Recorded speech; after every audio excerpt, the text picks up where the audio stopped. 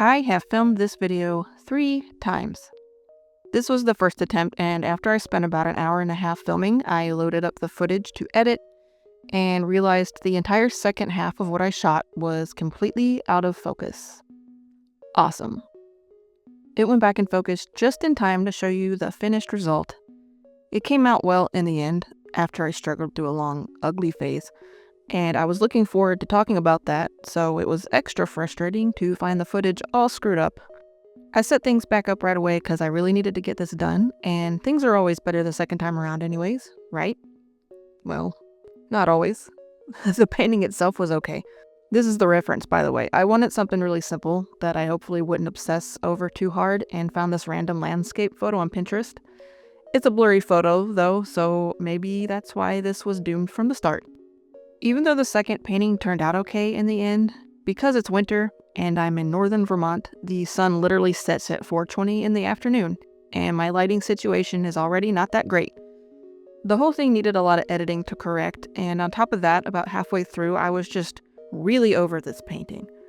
I don't know if it came off in the video itself, but I could feel it, and the vibes were off. Bad vibes. And now I had like 3 hours of video to edit down, and that's just a bit overwhelming for a little old gouache video, so after staring at Adobe Premiere for way too long, I decided I would just go to bed and hopefully feel better in the morning, and start all over with a completely different painting. And I did feel better, and I did start over. Yay! I've been wanting to try gouache so bad lately, and new art supplies just hasn't been in my budget, so Meeden reaching out to me to send me these goodies felt like some stars aligning. I don't really believe in manifesting, but boom, manifested. This is a set of 24 student-grade gouache paints. They also sent a block of cold-pressed watercolor paper, which is wonderful. And they sent a ceramic palette. This is footage from the original video when it was nice and clean. I used the same limited palette of colors throughout this entire filming debacle. Titanium white, lamp black, mid yellow, vermilion, rose, sap green, deep green, and Prussian blue. Letting these dry between paintings was a good opportunity to see how these paints do when they dry in a pan, because I know some gouache handles that well and others just crumble completely. These did crack, but they stayed stuck in the pan and didn't pop out. This was the state of the palette after the second painting. I just sprayed everything down with water and let it sit a while so I could see how easy it was to use them from the pan instead of the tube. And I'll talk about that during the actual painting in a second. It's not an airtight palette by any means. It does rock and clink a bit. It also is a little noisy while you're painting.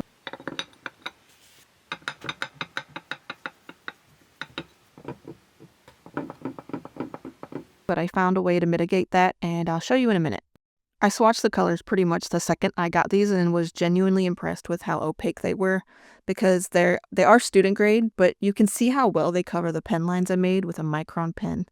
I put a black dot above the ones that only needed one coat to be completely opaque, and you can see most of them only needed one coat.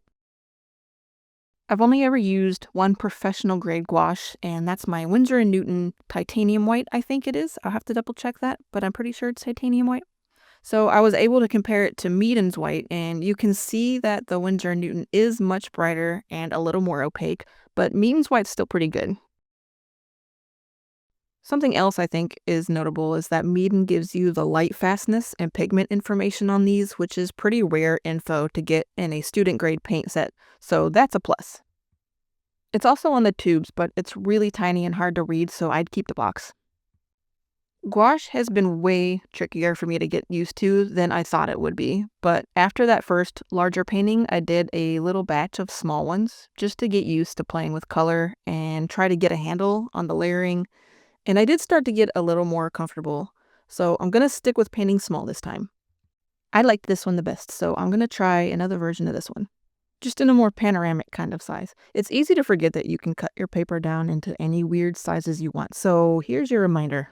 Oh, and to keep that palette from rocking, I just put some paper towel under it, and it completely fixed it. And it holds your paper towel steady.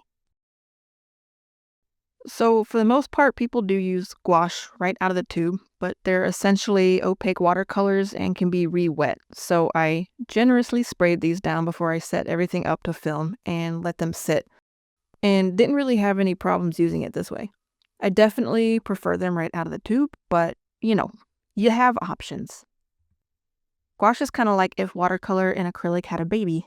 And I've been wanting to try it for ages now because the one thing I hate not being able to do in watercolor is working from dark to light. You really have to plan out every little highlight ahead of time, and it ain't easy. Therefore, I thought gouache would be easy, but let me tell you something. All art has an ugly phase before things come together, right? That's normal. But for me, at least, gouache has a really long ugly phase, and it's like an extra ugly phase. And it's really taken some getting used to, because at least with watercolor, it has that really pretty translucency, right? Like it's almost ephemeral, and there's so much opportunity for it to sort of do its own thing on the paper. Gouache is more like, nope, here I am, and you better know exactly where to put me, because I'm not doing any tricks on my own. And you will feel like a 4-year-old for a very long time. Don't give up. Okay, because gouache has its own benefits that watercolor does not, and the biggest one is that if you mess something up or don't like something, you can just paint over it and fix it. For the most part in watercolor, if you mess something up, like really mess something up, you're kind of just screwed. In gouache, you can fix it. There's a little caveat to that though, because you can't build gouache up like you can with acrylic paint. If it gets gooped up too thick, it'll start to crack and maybe even pop off the paper. So you won't be doing any palette knife painting or anything like that. Anyways, I have yapped and yapped. Let's chill for a bit, and I'll be back.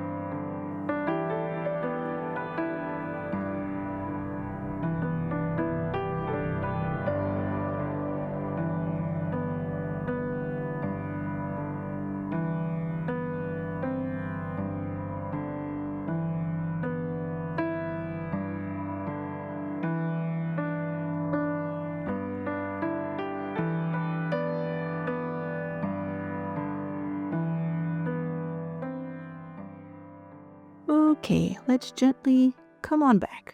Come on back to more yapping. There's a lot of things I want to work on with gouache. Well, with painting in general, but especially with gouache.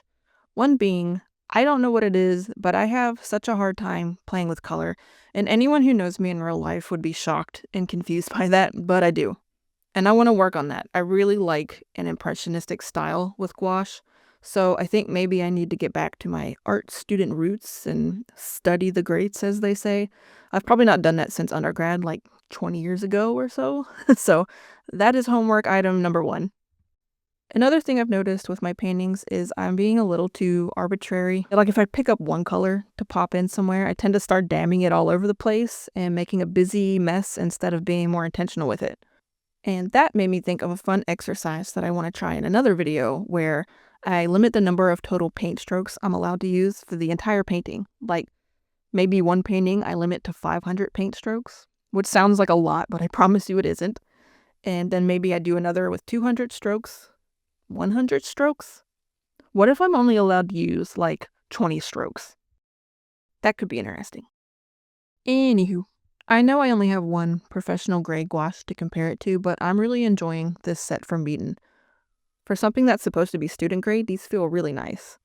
The paper's also really nice. I know you've not seen me use it with watercolor yet, but I'm going to do some comparisons with it soon. I've heard a lot of people online say they think either Meeden owns Baohong or vice versa. So I actually asked Meeden about it, and they said they are made in the same facility. So that's why they're so similar. And y'all know I love Baohong paper. It gets compared to Arches all the time, but it's more affordable option. And if this paper is also comparable to Baohong, that means we have another affordable option. Yay! Well, I was going to do 3 small paintings, but I fussed over this one longer than I thought I would, so just the one. But it came out pretty good. What do you think? Let me know. If you've used both gouache and watercolor before, let me know how you feel about them both in the comments, because I really want to know. But that's all for me today, friends. Thanks again to Meeden for sending these goodies. There's a link for them in the description. Keep your brushes out of your beverage, and I'll see you again soon.